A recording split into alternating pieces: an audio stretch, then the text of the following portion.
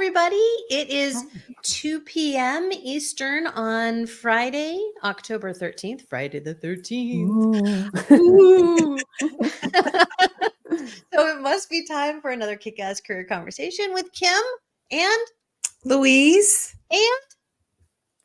Angel. Angel. And we are so glad to have Angel joining us here, even though she was telling us the weather or the temperature, and we're freezing our tushies off up here in Canada, and she's basking in warmth. It's okay. Sorry. I meant, it's so cold here. Ooh, Regardless of the weather, we're thrilled to have Angel here, and we're going to share a little bit more about Angel in just a little bit. But in the meantime, we're going to start off this week like we start off every week. What are we celebrating? Oh, celebrations. See, this is why Kim and I do this every week, is because it allows us, I think I do it selfishly a little bit anyways, right? To just pause and say, like, what am I celebrating? What am I proud of? Or, what's been the highlight of my week? I feel blessed, even though I'm snuggled up here in a couple of sweaters and I'm not in Florida with Angel. I'm feeling and celebrating fall. I'm feeling very grateful that it's just hanging on for a little bit longer. It makes the winters here very long when the snow flies too early. And I'm just really like getting out and walking.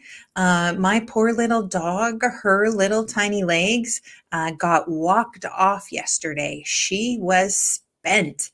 And I loved it because we got out in the fall and the leaves, and it was just a really nice way to just get back into touch with nature before all of that gets, covered up with snow, and when we all hunker down here in Winnipeg anyways to hibernate a little bit. But that's really what I'm celebrating, is just that I just am so grateful and appreciative that I have a few more days, hopefully weeks, but probably days of really nice weather.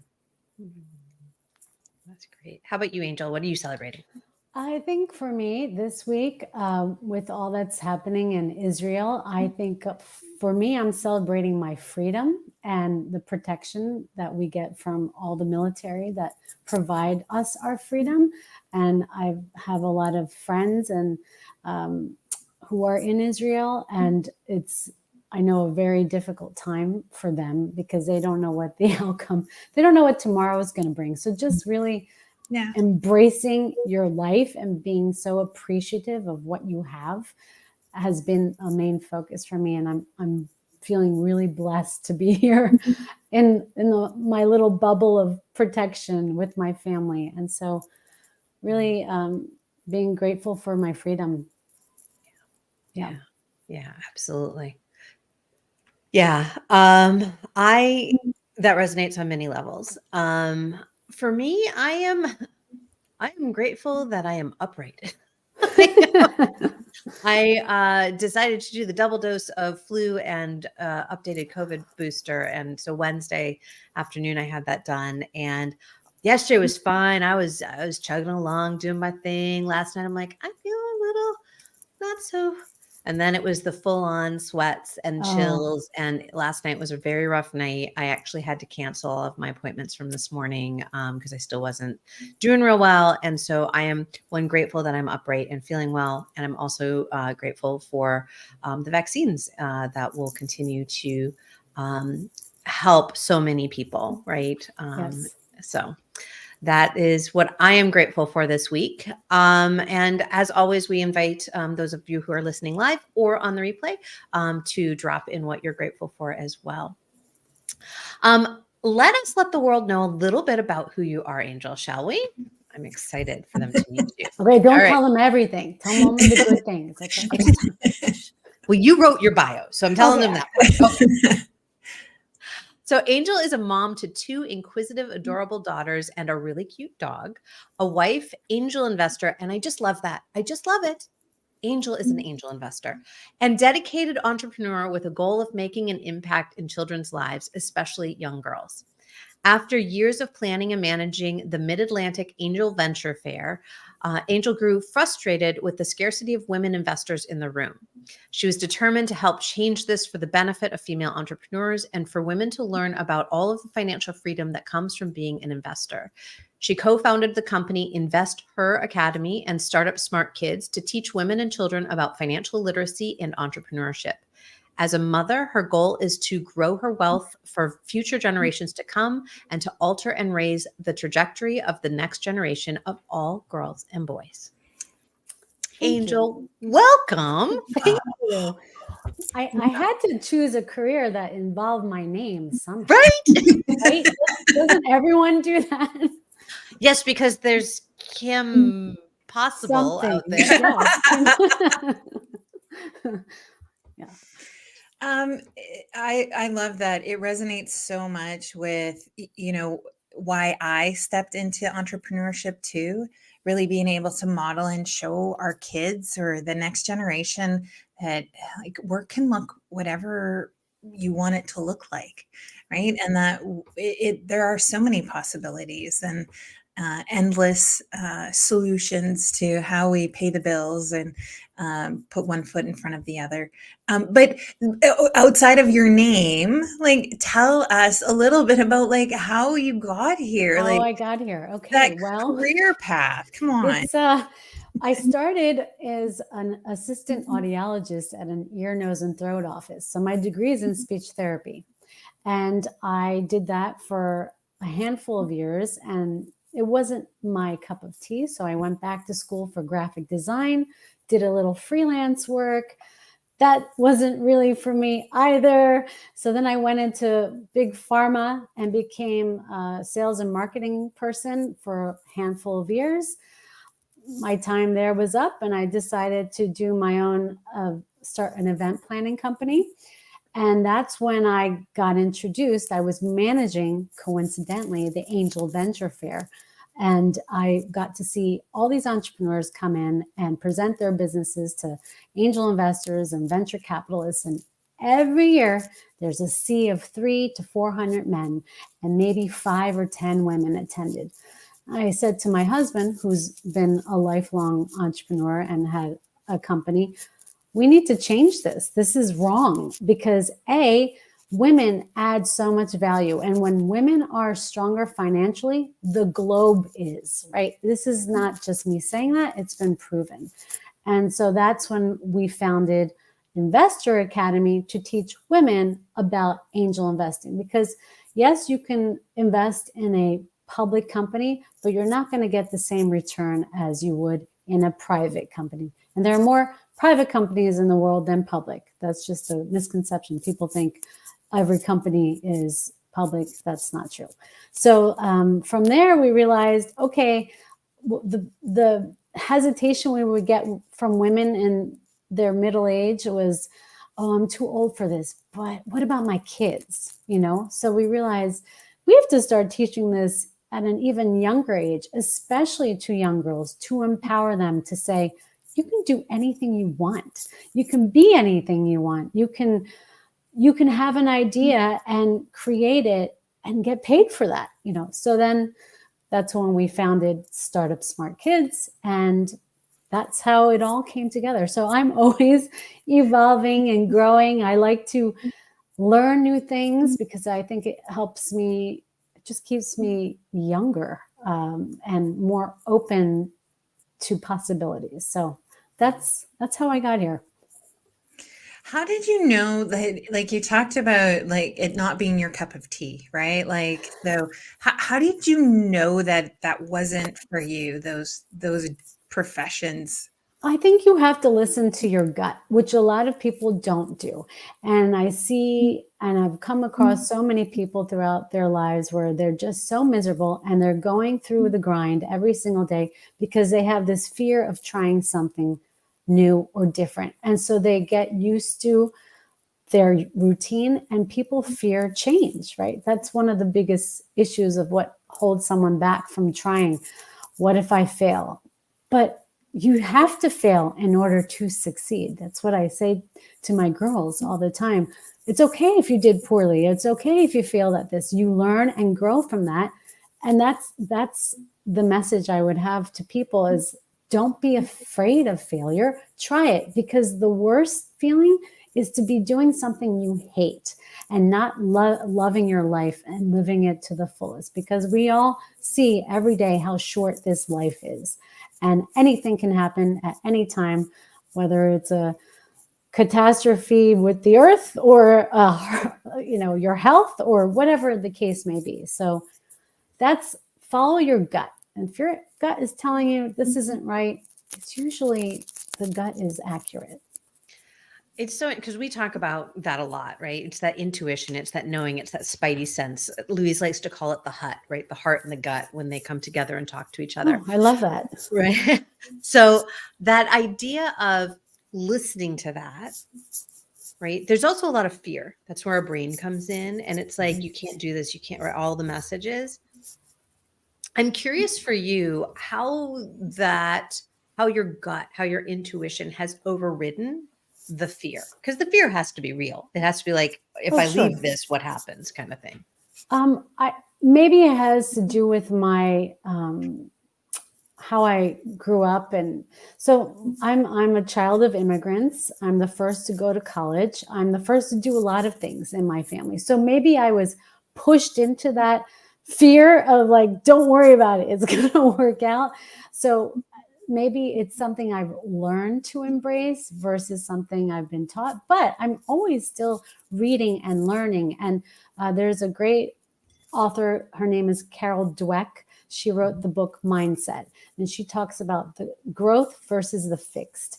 And so just being able to read books like that or listening to a podcast to just help you be more open and realize that there are different opportunities, and to get over your fear, because that's the other thing.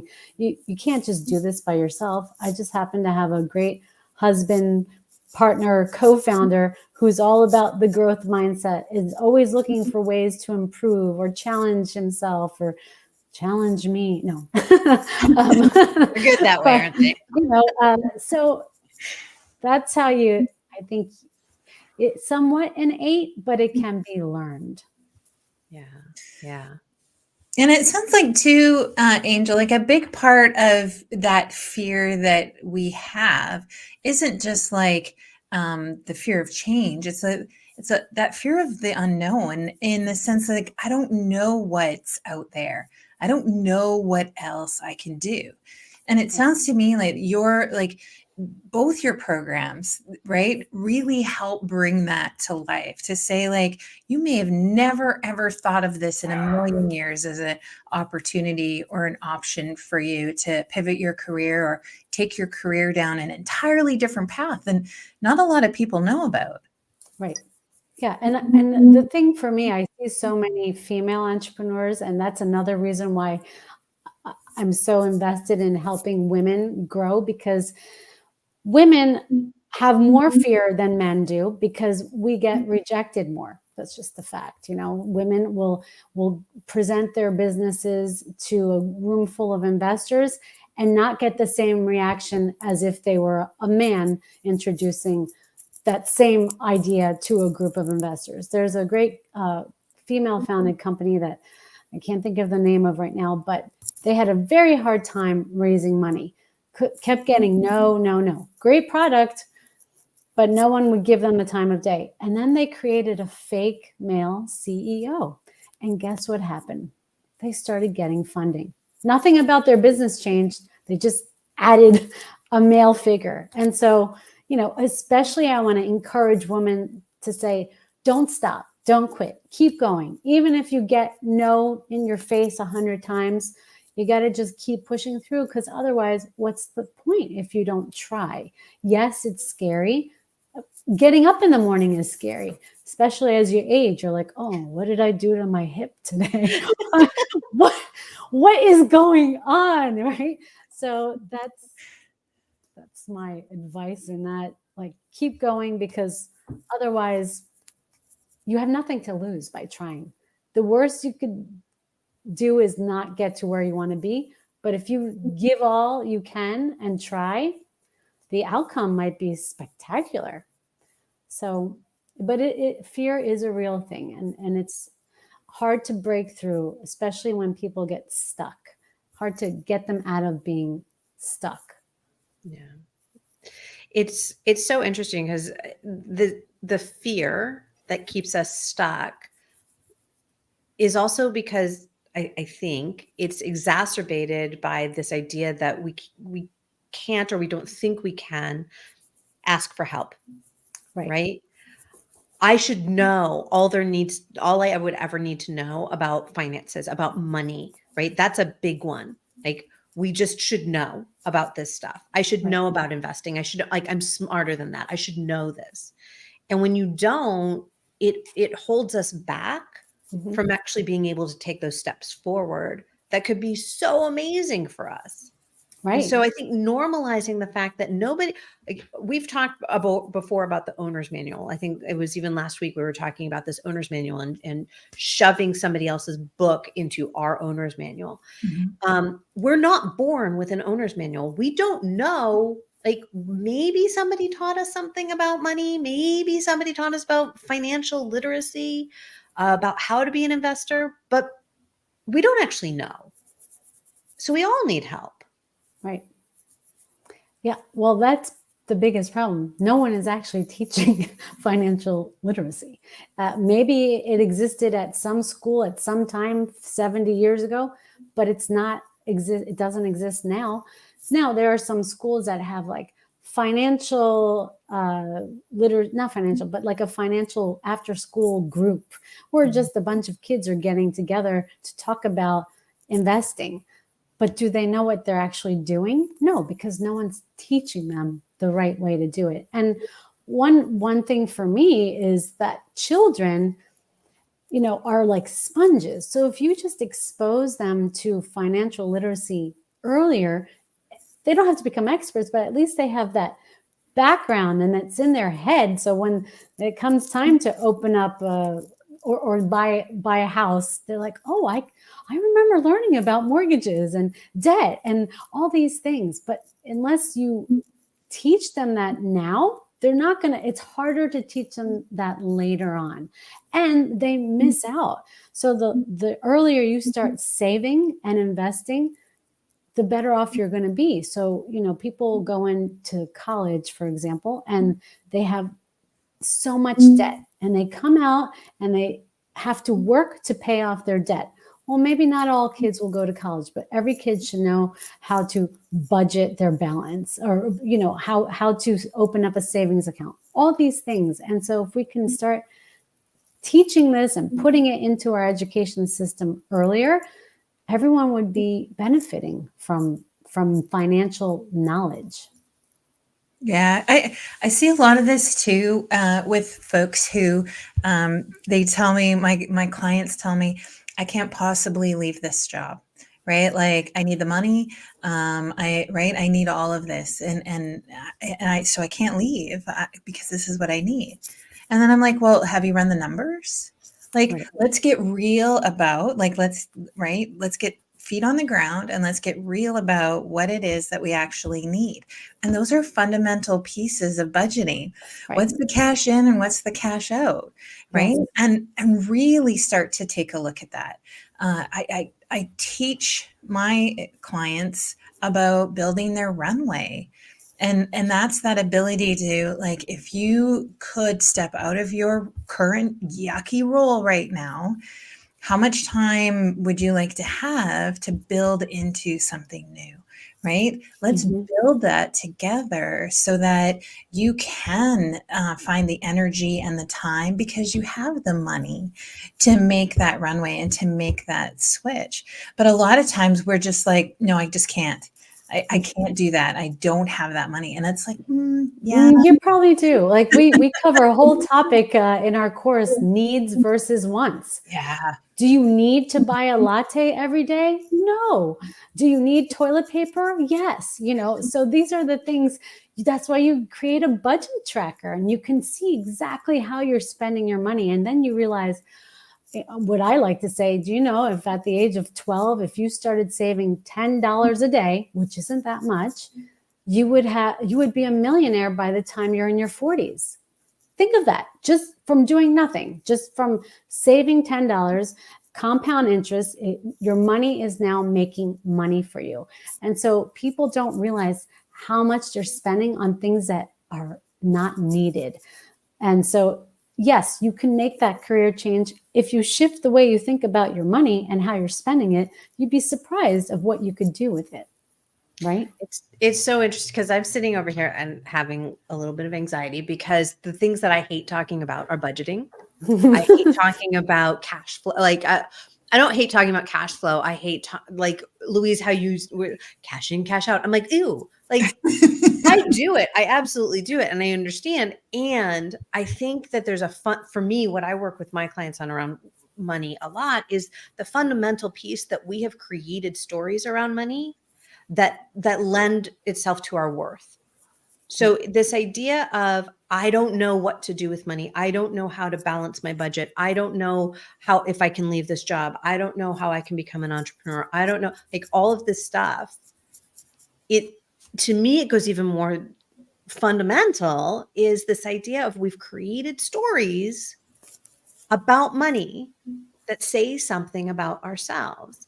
Because I don't know it, I'm dumb. Because I don't know it, I'm not worthy. Because I haven't saved enough money, I'm not worthy. When I don't think that's true. I think our worth is separate and apart from our money. And money, yes, there are ways that we can manage our money differently. I think a part of the financial literacy is also creating normalcy around the fact that money is just this thing, and it has nothing to do with who you are as a person. Correct. Right. And just embracing that you can be and do anything, and money is a side. Just put it on the side. You can set up automatic deductions. You don't ever have to think about it. You don't have to. There's great online apps that track your budget. It's not extra work. The work is just actually starting that. That's it. And once you've started it, it's so easy to maintain. And then you can focus on more important things in your life. So the idea is not for you to be obsessed about money and everything that you're doing with it, but setting up yourself so that you don't have to worry about money. That's the whole goal. Learning all about ways that you can do that so you never have to worry about it. Because 40 years from now, do you want to be thinking, I just read an article in the New York Times about this 82-year-old who her college loan was just forgiven. 82, and you're still having to deal with your college loan. That's terrible. So that is constantly in her life. She's constantly had to have worried about that. Where I'm saying, no, if you learn all of the options available to you to put them into motion, you don't have to worry about it. Then you can do the things that you love and want to do versus having to think about everything that you're doing at all times. I think the thing that scares a lot of people is it's great when we talk about and thank you for teaching the next generation about financial literacy. I think the thing that's frustrating for the people that Louise and I work with is they're in their 40s, 50s, sometimes even older than that, and they feel like it's too late. Right. And do you find that to be true? Is there ever a point where it's too late? No, it's never too late. It's never too late. I mean, like I said, if you really sit down and look at how you're saving, how you're spending, how you're investing, there are always things you can learn that you thought, oh, I was putting all my money in a 401k. Wait, there are other options. Maybe I should look into index funds, or maybe I should be investing in real estate. So unless you put yourself out there to accept, to learn things, then you're not going to, then no, it's never too late. It's not, I might be an opera singer in 30 years. I don't know. There are things I still want to do, but I'm not going to look at it like, oh, it's too late. No, it's never too late. Granted, will your interest compound the same way it did 30 years ago? If you had started doing things, probably not, but there's still ways that you can earn more money and save it in a different way than what you've been doing. Like, don't stick your money in a mattress. It's never going to grow. You're actually going to lose money, right? It's called inflation. And so inflation will totally wipe out all that money that you thought you had in your mattress that was going to be your cushion. No, but there's still people that think that way. And so if you can show them there are different, like there are 9,000 mutual funds, 9,000.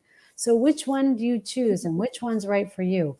Talk to a financial planner. There's so many options available. It's just a matter of taking that first step. And once you do, the rest kind of falls easily, I say. So no, it's never too late. And I think the key there, right? Like you both said it, is that like, how do we separate ourselves and our value from money, right? And when we can do that, then we can step into that curiosity place, right?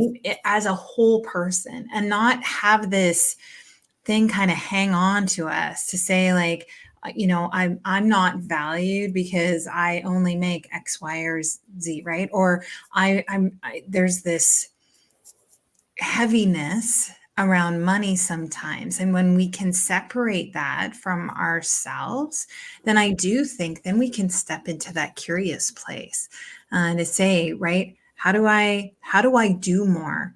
How do I be more? Because I'm not attached to the digits on my paycheck, or whatever that is, or the money that's coming in from my business. There are ways, but I think the first part of that is to disconnect like who we are from the amount of money we have in our bank account or our mattress or wherever it is. Keep it, right? Well, it's healing that money wound. And we don't talk about that because we jump to the, well, dollars and cents, and whether or not it's because it's what we practice, right? It's what we're teaching people, or if it's we're working, it's our clients just wanting to know how they can make that change for themselves. Everybody wants to jump to the how. And we so often talk about here is that the how is the fastest way to anxiety, right? It's the fastest way to drive ourselves a little batty because it's not about the how. The how will sort itself out. The how allows other people to help us. It comes from that place of curiosity, as Louise just said. It comes from that place of healing those stories, that wound that we have around money. And so many, like I have yet to meet somebody who has no money wound. Right. Like it's who we are. It's in our culture. It's pervasive. Mm-hmm. So having this opportunity to do that healing. I mean, I've been on my money healing journey for 15 plus years. And there is a tremendous amount that I still need to learn about money. And I feel like I have financial freedom. And I know that that's what so many people are going for. I'm not a millionaire. Right. And I feel like I have financial freedom because I am free from thinking that money is going to solve my problems. Right. Right. And if you can set it and forget it, learn how to set it and then forget it and do what you want to do, that's so freeing, right? And you don't have to keep worrying about it. Like that's the point of why we want to teach children about it now. Set it and forget it. And then when you reach the age of your parents, you suddenly have all this money and more freedom to do whatever you want. If you're unhappy with your current career, you could change it and you have enough of a cushion that it's not going to hurt you or affect you. So just learning how to set it up properly so you can focus on more important things that you want to bring value into your life is the best option, I think. I know when my kiddo, so he's in his final year of high school, and he is fascinated by the idea that money can make money, like fascinated by it, right? And his financial journey has been a lot different than mine. His financial story has been a lot different than mine. And a lot of that comes from our upbringing, right? How our parents viewed money is often how we viewed money, or we have sometimes that story to overcome, Right. right? But just to see him in a completely different space than I was at his age, it is fascinating to see. And so I see his outlook and his connection, right? That hook sometimes, like Mhm. his value has nothing to do with the amount of money he makes. Right? His Right. value is very much attached to, like, what am I putting out in the world? And oh, by the way, my money can make money over here, right? Like it's Yes. very different. Yeah. Yeah. I certainly didn't know anything about this world. And in fact, my family came from a communist country. So they definitely didn't want to put their money anywhere other than their mattress, which was not helping at all, you know? So I can see it with my kids. I mean, they're still a little too young, but I'm sure it's fascinating to see it with your son, who at your age, when you were his age, you were thinking that I didn't have this luxury. And I don't want to call it a luxury, but more of a freedom of luxury, like Yeah. this sense of relief, or not sense of relief, but this sense of freedom to be able to do anything. But he's right. See, because he's already learned that money makes money. And so if the three of us knew that 30 years ago, we would be having a very different conversation. Yeah, we would. Yeah. I mean, in full transparency, so when I lived in the States, I went through a bankruptcy, and it was humiliating. Mhm. And that was the start of, it was really the middle of, because it wasn't 15 years ago. So it was the middle of my healing, because I had to get to a place where I was no longer embarrassed to Mhm. say, I didn't know. I didn't, right? It was Right. student loans, medical bills, and a little bit of consumer debt. But the consumer debt was like 2% of the overall debt that we had. And there was some tax issues. But it was like, we didn't know. My husband and I did not know how to fix it. And we'd ask people, how do we fix it? And they're like, I don't know. Right. So we didn't know. And we kept doing what we were doing for years. And we finally got to the point where we're like, and I, with my healing journey around money, was to not be embarrassed by it and to not Mhm. say, this makes me a bad person, right? Right. Because it doesn't. It just Exactly. means we needed to do something that would assist us from getting out from under this pile that was pretty big, to allow us to move forward and to learn to do things differently. And it is fascinating with our kiddos, because I have a 13-year-old and she is like, money is to go into the bank. Like, but she's like, money goes into the bank, or I use it to spend on other people. I'm like, well, that you got from me. All right. That's a good act of kindness. Yeah. Right. But it is interesting, because I don't think, in fact, I know when I was her age, because she just went through her bat mitzvah. And so, she got some cash in from the bat mitzvah. And I remember when I got the cash in, I was like, yeah. And What she can I got it and she's buy? like, Yeah. no, how do Mhm. we invest that? Like, where can it go? Right. I definitely think our children are more savvy than we ever were, because there's so many, technology has changed the world for forever, right? So they have all these apps and YouTube and all these things available to them to learn these things if they wanted to independently. We didn't have those things growing up, right? We didn't have all these opportunities available to us. But I think it's still important to teach them how to go down the right road, not the wrong one. And even if you go down the wrong one, to let them know you could still fix it. And that's why I say to my kids, like, so what? You failed. Stand up and try again. Try again. Try again. Try everything, because that is just going to make you stronger, right? What doesn't kill me makes me stronger, as Kelly Clarkson wrote in her song. Because it's true. And I think I'm fortunate to have that attitude, and I try to share it with the world. of if I can do it, you can do it.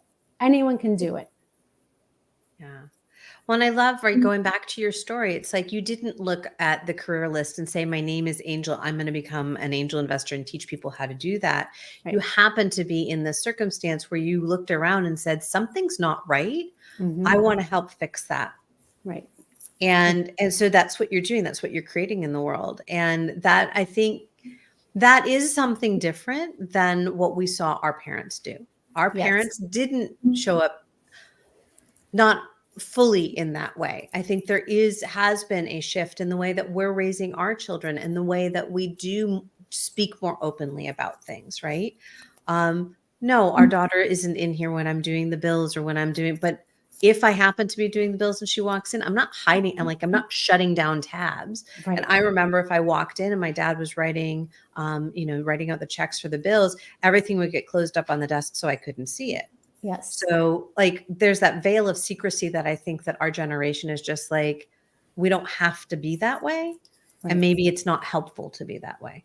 Yeah, it's definitely not. It's definitely not a helpful skill to have. You should really be more open to a degree with your children, right? So that just like you wouldn't talk about sex like openly with your child.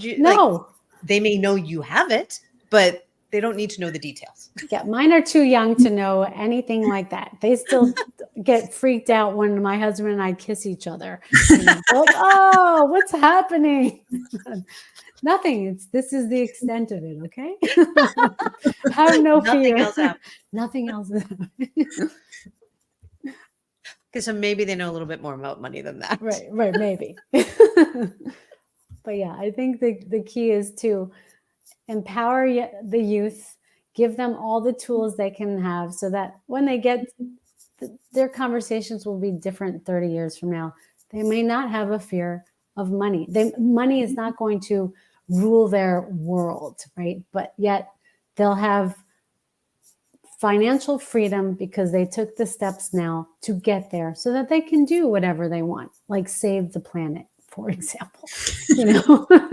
Please save the planet. Please. We're really in big trouble here.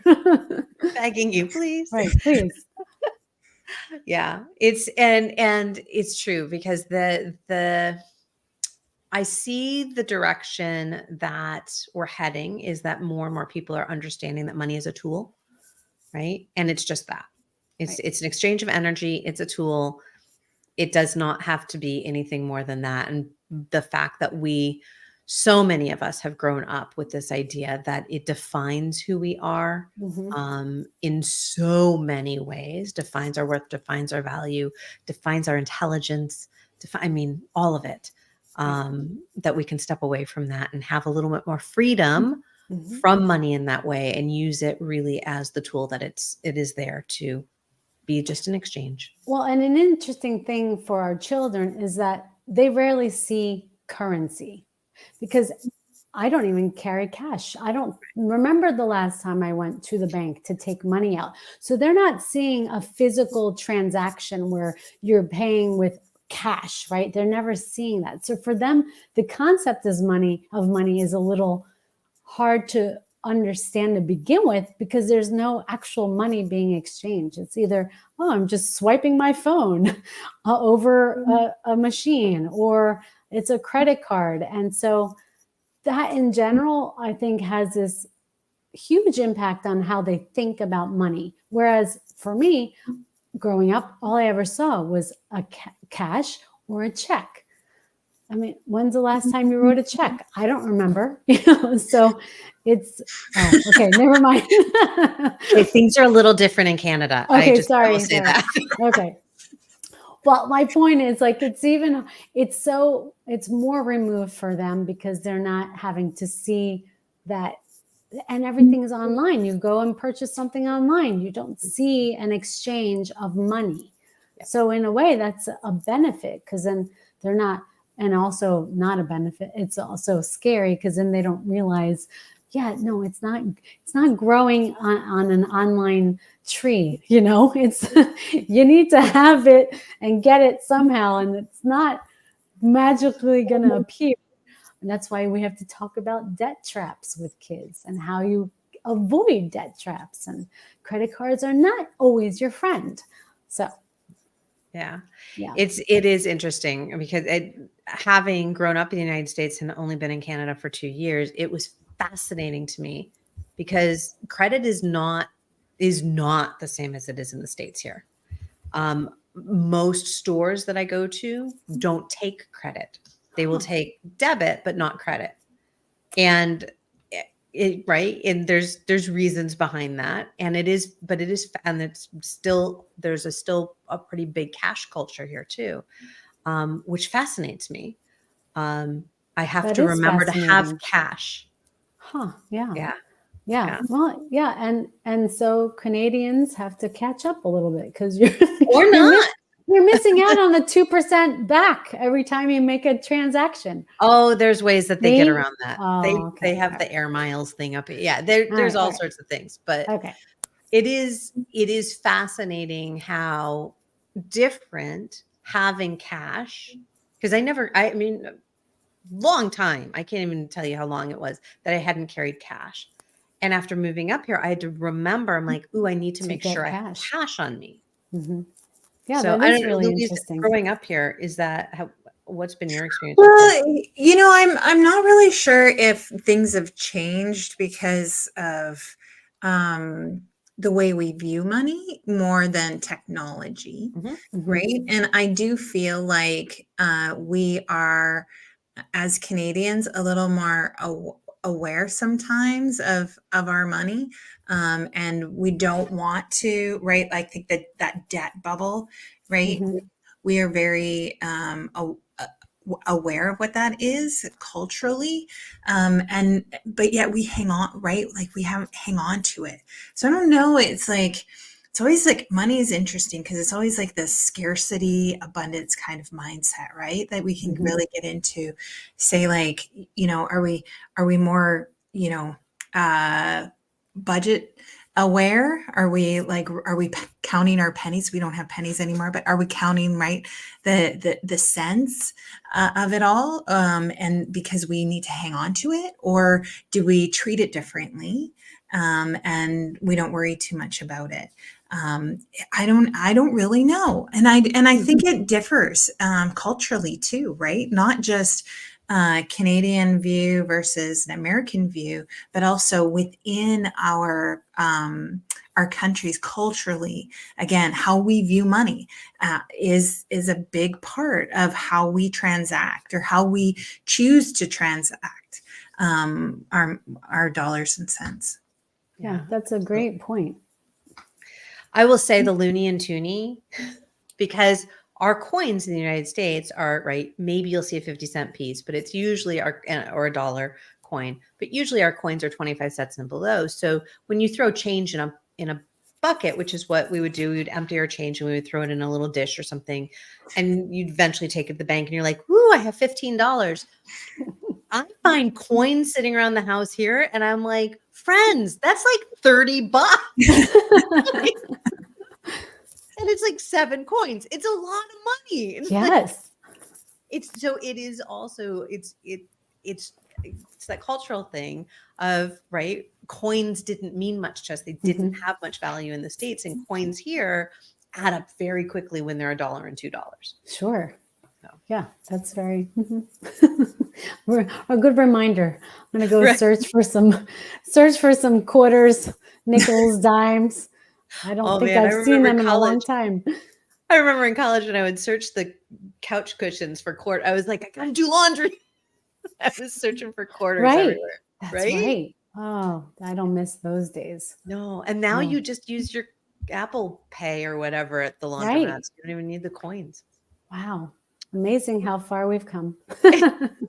And yet we have so much more to do. Exactly. Well, on that note, I just looked, and look at that. That was 45 minutes of a wonderful conversation around this idea of money and financial literacy. I'd love to know, what are our golden nuggets? What are we walking away here with today? I think I said that right. I'll go first. Yeah. Embrace a challenge. Embrace losing. Embrace your fear and just go with it, because you have more to lose by not trying than trying.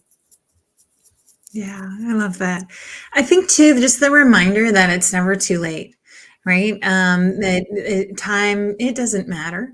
When there's something important that you are thinking about doing, do it. And it doesn't matter how many candles were on your last birthday cake. Absolutely. I think mine goes right along with that, which is this idea of just keep trying. Like there's never a fully wrong answer. Like if you need the help, it's out there. If you want to move forward in a new way, just find a way. Mhm. There's always a way. There's always an option. There's 9,000, 5,000. What did you say? How many mutual funds? 9,000. 9,000. 9,000? Over 9,000. Okay, Yeah. so just in terms of mutual funds in the United States, there's 9,000. So there's plenty of options. Lots of options. Lots of Yes. options. And to keep that in mind that there's 9,000 of whatever it is that you're Right. trying to figure out. So that's my takeaway. Angel, where in the world can people find you and learn more about what you're doing? So they can find out more about our financial literacy course going to startupsmartkids.com. And this is for anyone 11 to 18. We are also going to roll out a Mom Wins program, which is for moms and their children to take the course together, because so many moms keep asking, when can I take this course? And I said, you know what? Just take it with your kid. It's so much, it'll be more fun. And then you could talk about it together. So startupsmartkids.com. And our course goes live in about a week. Woo! Love it. Yeah. So Perfect. pressure's on. No. You've got it. You've got it. Yeah. Louise, do you know what we have coming up next?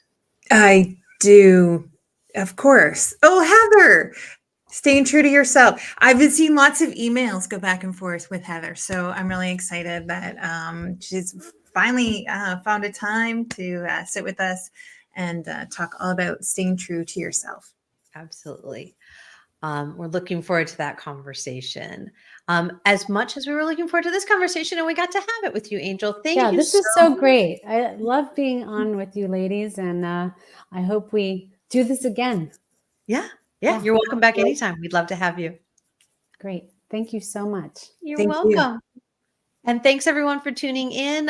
Whether you're checking us out live or on replay, we are here every Friday for Kick-Ass Career Conversations, and we will see you next week. Take care. Take care. Thank you. Bye-bye. Bye for now.